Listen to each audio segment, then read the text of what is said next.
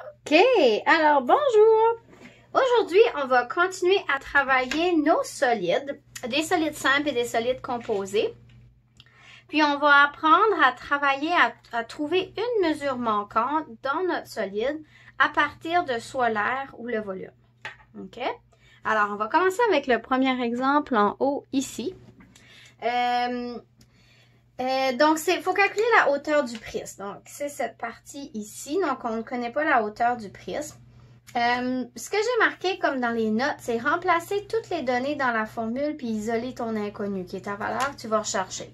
Donc, tu dois créer ta propre formule en fonction du solide que tu travailles avec. Alors, ici, c'est un solide simple. Alors, je sais que son aire total, c'est l'aire des bases ES plus l'aire latérale. Fait que je commence par m'écrire une formule et là, je vais la travailler. L'aire totale, je la connais, c'est 3600 cm². Et là, je vais regarder, faire sûr que j'ai toutes les mêmes unités. J'ai des centimètres carrés, des centimètres, des centimètres. Ça va. L'aire des bases. Ben, je sais que... Je vais aller chercher mes crayons couleur. Je sais que mon prisme, sa base, c'est le rectangle. Et j'aime toujours prendre le rectangle qui est au plancher. Donc, on va prendre ce rectangle ici, qui mesure 30 par 20. Alors, je peux calculer l'aire de ceci. Ça va être 30 fois 20, donc la base fois la hauteur. Et base ES, est-ce que j'ai deux de ces rectangles-là? Oui, j'ai le dessus et j'ai le dessous, donc je fais fois 2. Plus. L'aire latérale. Je sais que l'aire latérale, c'est une petite formule. Périmètre de la base fois H. Est-ce que j'ai tout pour trouver le périmètre de la base? Oui, parce que ma base, c'est mon rectangle. Alors, mon périmètre va être 30 plus 20 plus 30 plus 20. Alors, le périmètre de ma base, 30 plus 20 plus 30 plus 20. Puis ça me donne 100. Alors, l'aire latérale, ça va être 100 fois la hauteur de mon prisme, qui est ça que je cherche. Donc, ça va rester une variable. Ça va rester mon inconnu. C'est la donnée que je recherche. À partir de là, tout ce que j'ai besoin de faire, c'est de bien calculer. Et là, je n'avais pas sorti ma calculatrice. C'est beau, hein? On va sortir la calculatrice. Alors, 3600 va rester ici. Je vais faire cette partie-là. Alors, 30 fois 20 fois 2, qui fait 1200, plus 100H. Ça reste comme ça. OK? Puis là, tout ce que j'ai besoin de faire, c'est d'isoler mon H. Alors, je vais soustraire 1200. Je vais soustraire 1200. Alors, si je fais 3600 moins 1200, il me reste 2400 égale 100H. Et je vais diviser par 100. Et je vais diviser par 100. Qui me donne un H de 24 cm. Et voilà. Ceci, c'est un solide simple. Allons travailler un solide composé. Et voilà. Alors, on va lire notre problème. Un objet à la forme d'un cône, donc ça, c'est mon cône ici, surmonté d'une demi-boule. Donc, on a une demi-sphère ici, de même diamètre. Puis, s'il y a le même diamètre, ça veut dire qu'il y a le même rayon qui est 3,5. Quelle est la hauteur totale de l'objet? Fait que moi, je veux savoir la pleine hauteur comme ça. Si son aire totale est 198,158 millième centimètre carré. Donc, on a l'aire totale qui est 198. Puis là, on va arrondir à 16 centièmes. Puis, on cherche la hauteur totale. Mais ça, c'est un solide qui est composé. Il y a deux parties à mon aire, à ma hauteur totale. Il y a cette partie ici et il y a la hauteur du cône. Ça, c'est la hauteur de mon cône. Il va probablement falloir que je trouve ça.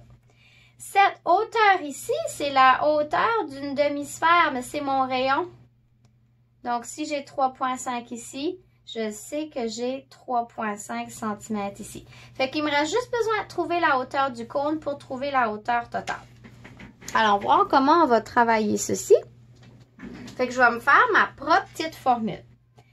OK. L'aire totale de cette forme-là, ça serait quoi? Ben, première des choses, je sais que j'ai l'aire totale d'une demi-sphère. Je vais le mettre en bleu. OK? Ben, l'aire d'une pleine sphère, donc j'ai dessiné une pleine sphère, là, c'est 4 pi r2.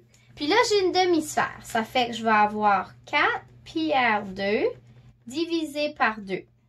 Plus. Ça, c'est l'aire totale de ma boule de crème glacée, si on peut dire.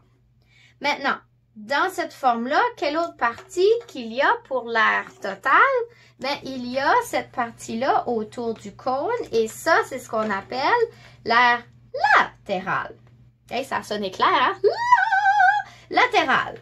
Et comment est-ce qu'on calcule l'aire latérale d'un cône? Si tu vas voir dans tes formules, circonférence de la base fois l'apothéme divisé par 2. La base de mon cône, c'est mon cercle. Le A, c'est ceci. C'est l'apothéme, c'est côté penché. On le connaît pas. On connaît pas le A. Mais si tu y penses bien, en ayant le H, je peux trouver mon H. OK? Donc, il faut faire une espèce de petit détour. Donc, pour trouver mon aire totale de cette forme-là, j'ai mon aire de ma demi-sphère et j'ai l'aire latérale de mon cône. C'est la circonférence de la base fois le A divisé par 2. Mon A ici, ça va être mon inconnu. Vous allez voir, on va tout être capable de remplir le reste de cette équation-là. L'aire totale, on la connaît. C'est 198,16. Égale 4 fois pi. Bon, quel est le rayon de ma demi-sphère? C'est 3,5 fois 3,5 au carré. Puis, je vais tout diviser ça par 2. Plus, comment calcule-t-on la circonférence d'un cercle? C'est 2 pi r. Hein? Je vais l'écrire ici, là. C'est 2 pi r. Alors, 2 fois 3,14 fois le rayon, qui est 3,5, fois mon apothéme, qui est cette partie ici que je ne connais pas. Divisé par 2. Fait que là, je peux tout calculer ça. 198,16. Là, je vais aller faire mon exposant en premier.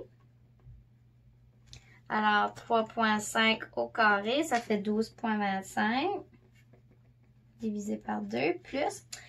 Puis ici, là, toute cette partie ici, ça, je peux tout calculer ça d'un coup. Alors, je peux faire 2 fois 3,14 fois 3,5 divisé par 2. Puis ça me donne 10,99A. OK? Puis là, je vais aller faire cette section-ci maintenant. Donc, 198,16 égale 4 fois 3,14 fois 12,25 divisé par 2. Vu que c'est des fois puis des multiplications, puis des divisions, je peux tout faire ça d'un coup. Ça me donne 76,93 plus 10,99A. Et là, je vais isoler mon A. Donc, je vais faire moins 76,96, moins 73,96. Alors, si je calcule 198 moins 16, moins 76,93. Ça me fait 121,23 égale 10,99A et je divise par 10,99. Ça me donne un beau résultat de 11,03 qui est mon apothéme et ça, c'était des centimètres. Et voilà, j'ai plus beaucoup de place pour écrire. Fait, si je retourne à ma forme ici, mon apothéme est 11,03 cm. Mais le A ne m'aide pas à trouver la hauteur de mon objet. Mais à partir de mon cône, je connais mon A, qui est 11,03 cm. Je connais mon rayon, qui est 3,5 cm, puis j'ai besoin de la hauteur. Qu'est-ce que je viens de créer? Un triangle rectangle avec 3,5 cm, 11,03 cm, et je cherche ceci. Alors, ça, c'est mon hypoténuse C. Ça, c'est mon côté A, et je cherche B. Et je ne sais pas si vous avez vu ce que je viens d'écrire. Donc, je viens de faire mon triangle ici. Alors, je peux utiliser le théorème de Pythagore, 11,03 au carré égale A au carré plus B au carré. Alors, on va calculer ça. 11,03 au carré, c'est 121,66. 3,5 au carré, c'est 12,25 plus B au carré. On va enlever le 12,25. Alors, 121,66 moins 12,25 qui fait 109,41 qui me donne B au carré. Et je fais la racine carrée pour enlever le carré. Alors, racine carrée de 109,41 qui me fait 10,46 cm. Si je retourne dans mon dessin de base, je veux savoir la pleine hauteur totale. J'ai 3,5 là. Ici, qui est la hauteur de mon cône, j'ai 10,46. Alors, la hauteur totale, c'est 3,5 plus 10,46. 10,46 plus 3,5. 13,96 cm. Alors, voyez-vous, ça paraît un problème assez simple, mais il y a quand même beaucoup de calculs. Il faut d'abord que tu travailles ton aire totale. Ensuite de ça, il faut que tu travailles ton cône avec le théorème de Pythagore parce qu'on avait accès à l'apothème, puis on cherchait la hauteur. Puis ensuite, tu dois aller faire un dernier calcul pour trouver la hauteur totale de l'objet. Et voilà comment on fait pour trouver des mesures manquantes. C'est à maintenant votre tour de pratiquer!